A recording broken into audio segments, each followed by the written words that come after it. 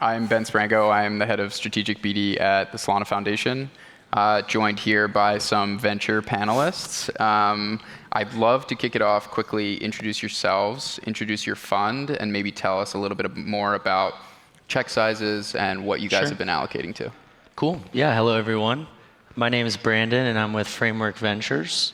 We pride ourselves on being one of the earliest and largest funds in DeFi. And I'm personally a principal there and have covered broadly what I would call the non-EVM space. So of course, excited to be here with the Solana community and crew. In addition to leading kind of more in the meat space, a lot of our emerging market coverage. So yeah, jack of all trades, master of none, that's me. Hey everyone, Austin Barak here. I'm a partner at CoinFund.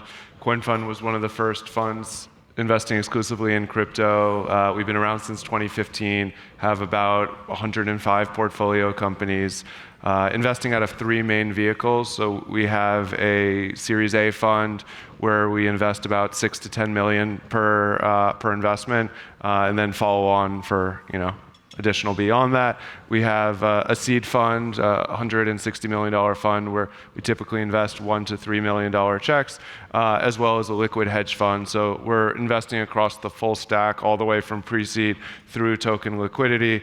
Look to be very active value-add investors, and I know that's something that every investor says, but we definitely look to do it. And I've co-invested with Framework a bunch, so they definitely fall in that camp as well.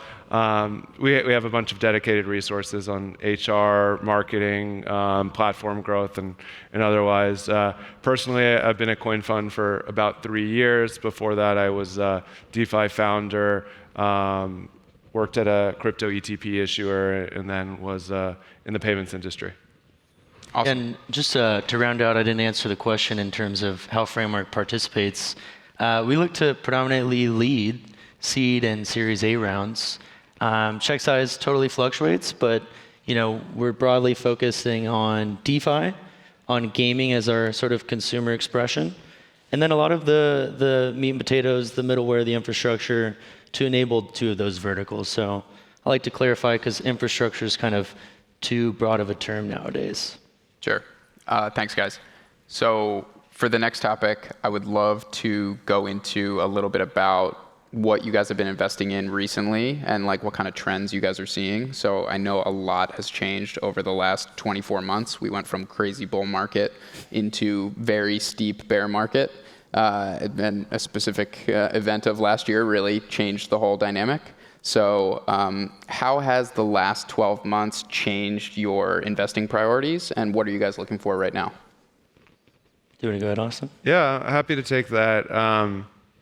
I don't think it's changed our priorities really at all. I think it's actually made our job a lot easier as investors, because a lot of the folks that were in crypto to make a quick buck or weren't in it for the right reasons and weren't mission driven to build something substantial over the long term left the industry, and they'll probably be back in the next 2 years and my job will be harder again. But I think the current crop of founders is really strong and focused on what they're building. We've definitely leaned a little bit more, I guess, into investing in things that are true primitive shifts. So we felt like over the last couple of years there were a lot of incremental improvements, but a lot of that base layer of application development, for example, in DeFi, or a lot of existing frameworks for scaling solutions have hit market, and now we're really looking to invest in things that are going to allow crypto to take that next step forward, whether it's on kind of wallet user experience, whether it's on novel DeFi primitives like yield-bearing stablecoins backed by liquid staked assets, or bringing real-world assets on chains, some interesting like ZK primitives, or the intersection of AI and crypto, so that you can make AI kind of provably fair in a lot of the computations there. So I think our philosophy hasn't changed, but we're definitely looking for teams that are going to create that innovation that brought about the last cycle, which was DeFi and NFTs, and what's that next step forward? Yeah. I would match a lot of the sentiment there, but I'd say the broader part of what we've been doing the last 12 months has frankly been supporting and doubling down on a lot of the investments that we've already made. And frankly, looking at those opportunities, not all of which work, of course, that's the game, but then just getting that data back and sort of reinforcing our knowledge and our theses, questioning them at all times to say what sort of is sustainable, what makes sense, what has longevity, versus, to Austin's point, what's something that is kind of a bull market phenomena and is attracts maybe folks who come in for various reasons, right? And there's all sorts of pros and cons there. But I kind of alluded to it already. We remain extremely bullish on DeFi, and not just DeFi today, but all of the different sort of flavors and resources and all of the different opportunities there are to scale DeFi. Maybe it's pushing into more of the TradFi markets. Maybe there's a bit of a permission flavor there, if you will, and all of the resourcing that goes into making that palatable to regulatory, legal, all of the sorts of unsexy things that the industry doesn't like to talk about a whole bunch. And then with gaming, we frankly are just having more frank conversations with folks who raise capital, and it's like, cool, I want to play your game. This is no longer an environment where you can just raise on a pitch deck and a dream. I need to be able to play something. I want to be able to touch and feel and just get a sense of like, what is the game going to be? And it doesn't need to be a fully 100% polished, mobile ready, for example, game. Ship me a local file, happy to download it, happy to squint my eyes and get a sense of where things are going. But I think the other area, and I'm sure we'll get into it too, is just frankly boots on the ground, traveling the world, and just seeing what are some of the, not fringe cases, but what are some of the new user behaviors? How are they interacting with all of the things that we here are putting on chain and or looking to service getting more activity and users on chain? How are people actually engaging with that? And of course, we've had to take a step back as an industry as a result of all sorts of funny business, if you will. But we're rounding the corner on that. And so narrative moves quickly, the news cycle moves quickly. I'm not here to say we're back and it's up only and none of that. But I'd say we've broadly as an industry kind of dodged that bullet and we're rounding the corner. Awesome. So we touched a little bit on products, things that you guys are interested in. I think that something that a lot of first-time founders don't understand is how to approach VC and what specifically VCs are looking for in a founder or in a founding team. Can you talk a little bit about characteristics of the founding team when you do meet these folks, what you guys are looking for? Sure. Yeah, I'll take this one. I mean, first and foremost, in terms of the founders, the individuals, the team, you need to be of high integrity. And we certainly do run our reference checks, 100%, make no mistake. And you need to just be someone who people generally respect.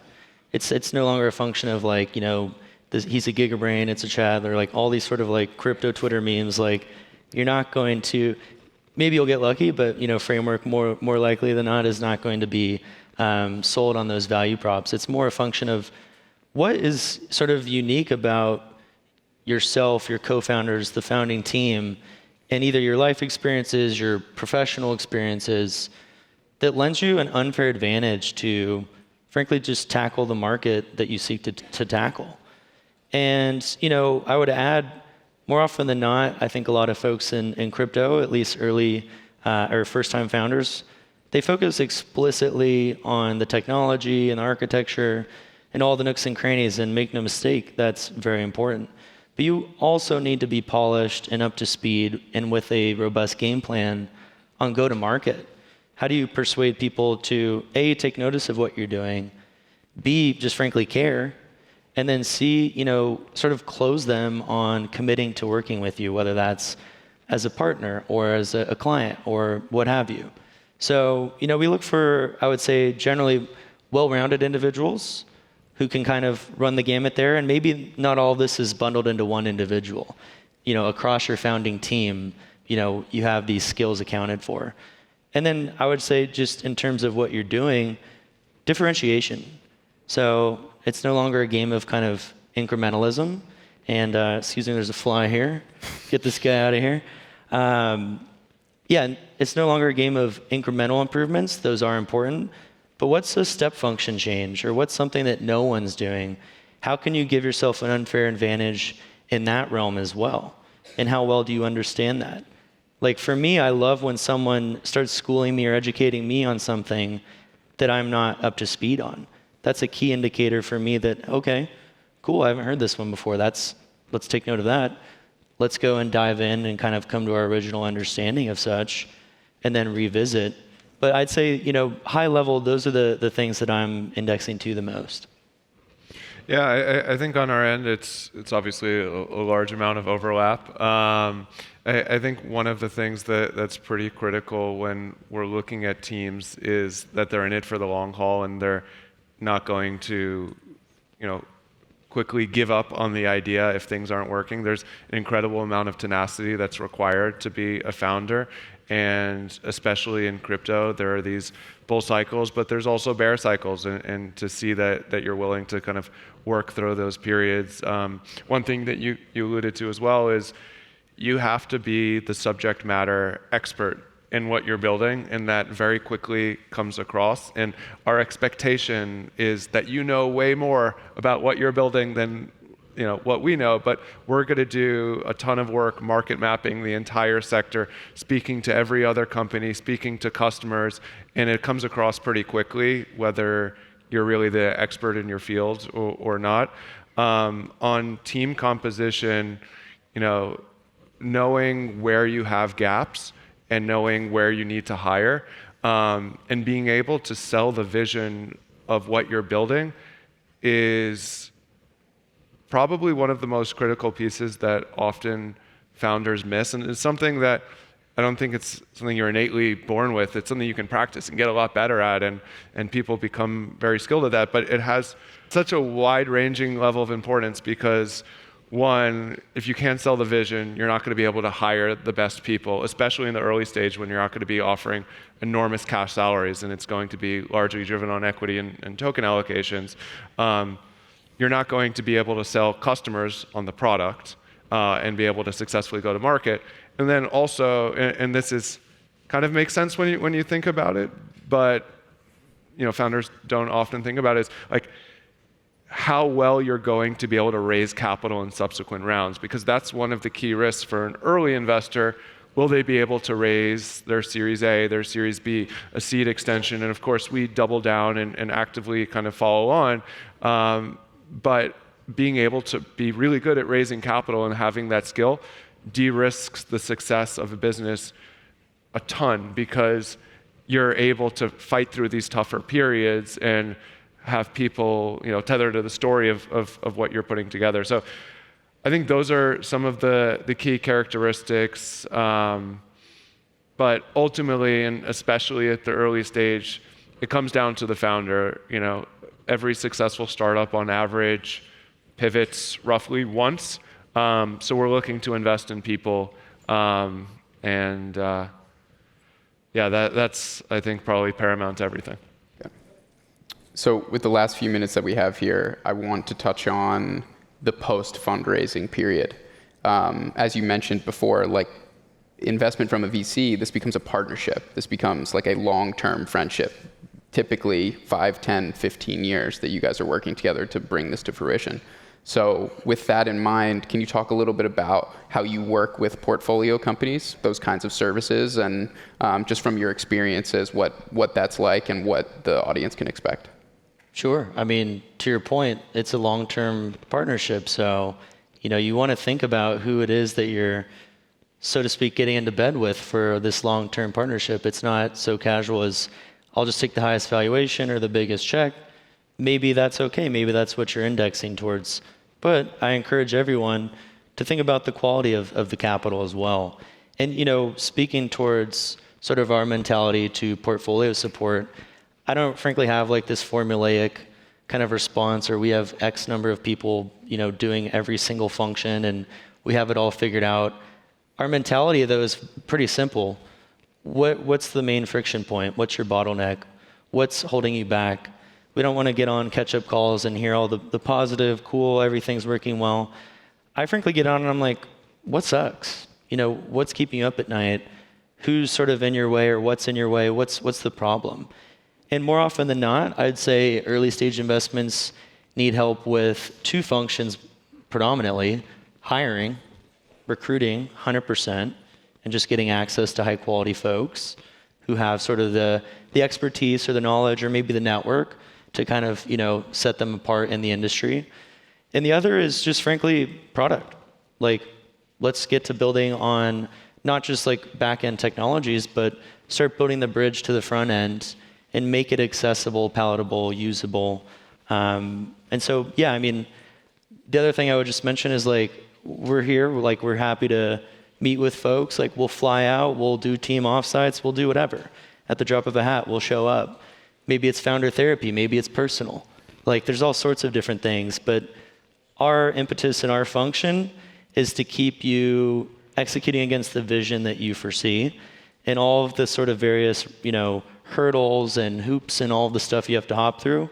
We want to help you take that on and just like take as much off your plate as possible. So that's the kind of ground truth of it. Yeah, definitely. I kind of echo that sentiment. Capital is increasingly commoditized, especially, crypto is no longer a secret. It's an industry that people recognize has a lot of potential, and there's a lot of investors actively investing. So if you want to differentiate, you have to provide value, and I think we definitely look to do that. We have a whole bunch of services. So we work with teams on hiring. We work with them just on like executive and professional coaching, helping them learn to, many first-time founders don't know how to run a hiring process, run a performance evaluation cycle, work through, some internal troubles that often come up just running a business, thinking about how they should build a sales function and properly sell to a customer, how, you grow from a team that's 3 to a team that's 8, to a team that's 20, to a team that's 50, because organizationally the structure is very, very different for all of those sizes. Also have dedicated support on the marketing and branding side, and a whole bunch of other areas. I like to work closely with portfolio companies, a jack of all trades. Think it kind of along the lines of like, what's your problem? Want to help with that? Let me demo the product. Let's go through the entire product flow. And I use DeFi, I use NFTs. Like, I'm using all of these apps actively as a user. So let me share whatever insights I can share. But also thinking about one of our value adds is not even something that we're doing personally, but we have a really large portfolio. We've been investing for 8 years, which means many of the companies we've invested in have become quite successful. So allowing younger founders or kind of earlier stage founders within our network to benefit from the learnings of the folks that we've invested in that have become more successful, and have this community where founders can work with each other and pick each other's brain and have this kind of forum that allows them to leverage those learnings. So that's definitely another key component for us. But yeah, at the end of the day, I think it's incumbent on an investor to provide value. Otherwise, there's a lot of money out there, so there's no reason to pick an investor that doesn't. And do references, check, ask other teams. Always, 100%.